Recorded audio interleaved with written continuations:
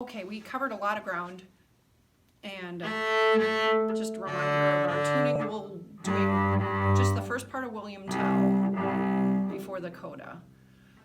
We're starting, let's just start at the end. We're doing these pizzicatos, but a lot of time when I'm working on pizzicatos, I sometimes like to do it with a bow, so you can hear the notes even better. So D, 1, walk to 3, walk to 4. I used up the D string, now I'm on A, B, C, D, middle line D, back to 4 on the A string, and I can just leave my 4 there.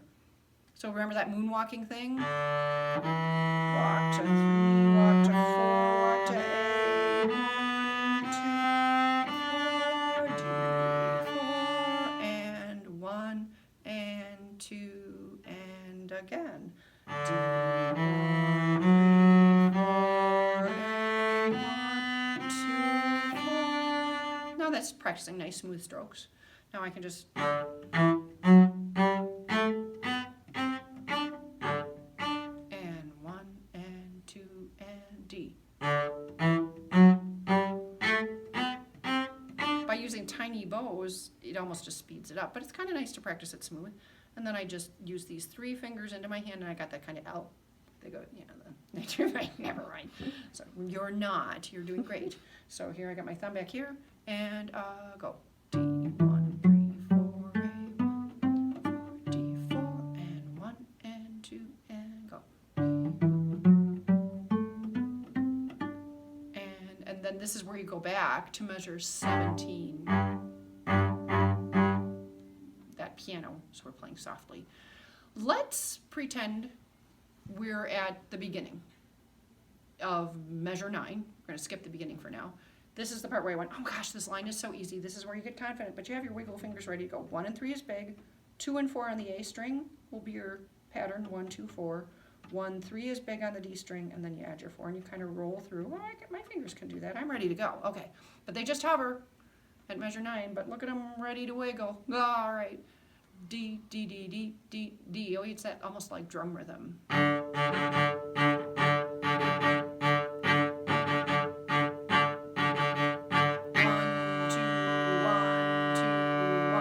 2. This is super soft. Do another down. Do another down. There's that drum rhythm. Back to 17. That was supposed to another down. That was supposed to get loud. Right here. Second ending, same as first. Now 1 on D, 1. Looking ahead, I know my next note is 3 on G. 3, 3, 1. That kind of opening up. This one's the different one. I roll across to 1 on G. Repeat to 26. 1 mezzo forte is medium loud. 3 on G. I haven't always been good about doing dynamics in these beginning videos. Oops. Now playing D and 1, 2, rest. So the nice thing about having already practiced that, 1, 2, rest. I had time to not think about it. Oh, I know those 2 groups of notes because you choose, even in da-da-da, that's a little group, like in that 43. I'm choosing more and more to think in things as groups. Let's use that at the beginning. So now, the before measure 9 is measure 8. I'm going to do the last 2 notes of measure 8, A, 4, D, and do 2 measures of that. That's enough. Now I'm going to go 4, 1, A, 4, and if I sing it before I play it, oh, that's a group. 4, 1, A, 4, D, da, da, da. Okay, I can play that now.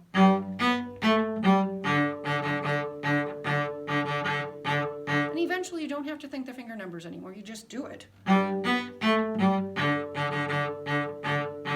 Use the finger numbers as long as you need to. Now, the next 2 notes before that are 3 on G, open D. It's getting longer. I think I'll slow down again. Might be what I would do if I were beginning at it. 3, D, 4, 1, 4, D. And of course, you could have stopped and done all that slower before this. Now I'll do it a little faster.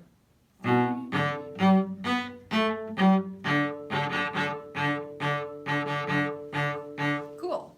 Now I'll try it much more in tempo.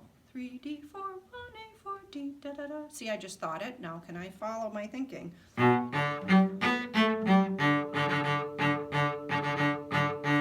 Excellent. Now 4D, 3D, 4, 1D, 4. Well, no, let's do that slower. 4D, 3D, 4. But it isn't just thinking finger numbers. I'm also associating the sound. It's like a little earworm. Eventually you hear it and you just respond to it. I see it, I hear it, I play it. So.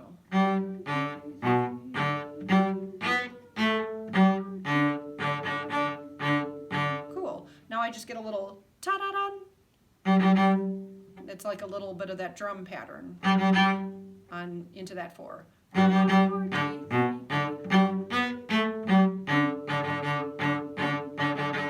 Notice I don't slow down and speed up. I stay consistent within my tempo.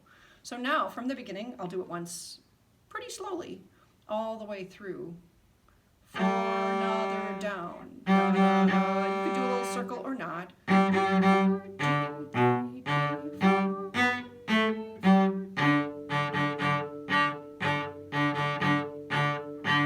Now, here we are.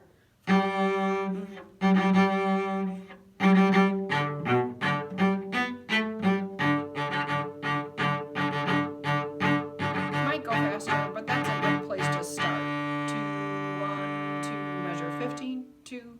Now the soft. Another down.